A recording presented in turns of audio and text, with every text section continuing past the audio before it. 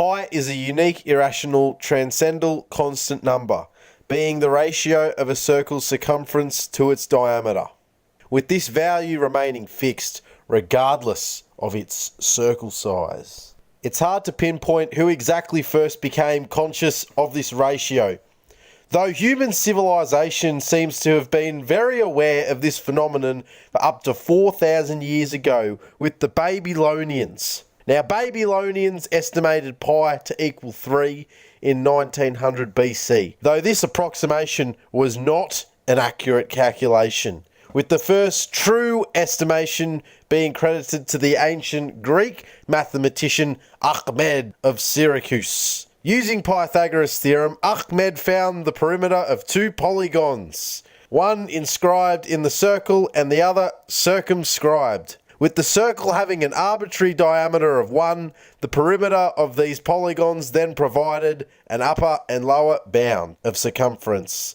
allowing Archimedes to calculate pi to be between 3 and 1/7 and 3 and 1071s, using polygons of 96 sides.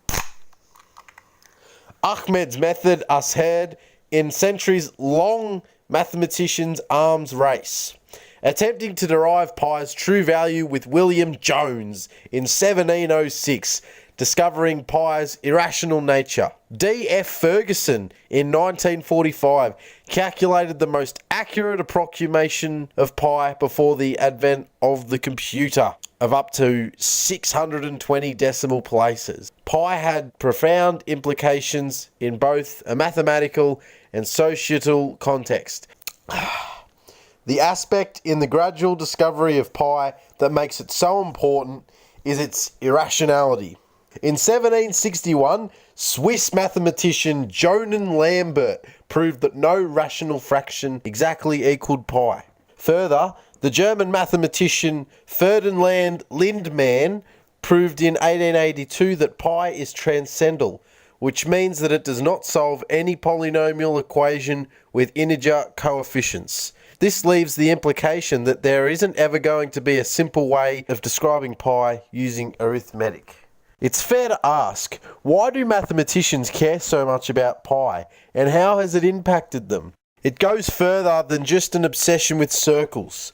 The beauty of pi is that it showed mathematicians that for many problems, work still needs to be done, and for some, there is no definite solution. The digits of pi proceed so unorderly, yet they embody the order clearly visible in something as elementary as a circle. This tension between order and randomness is one of the most interesting aspects of pi. Many people presume that pi is only used in calculations of the circular nature, but it is also found heavily rooted in physics and statistics. Fourier analysis uses pi to study waves which appear in guitar strings, and also allows us to get radio reception and play with the equalization settings while we're listening to music. So if you're in a car and you want to bump up the bass on the stereo, you can. And that's all because of good old pi. Euler's constant is a familiar mathematical constant which also comes from pi. Euler opens up a whole new area of mathematics called complex analysis, which is the study of complex numbers bundled with derivatives. This is used from quantum computers to the study of alternating current, which comes out of power outlets. Advances in powerful computing also allows us to calculate pi more accurately, opening the door to many new areas in mathematics.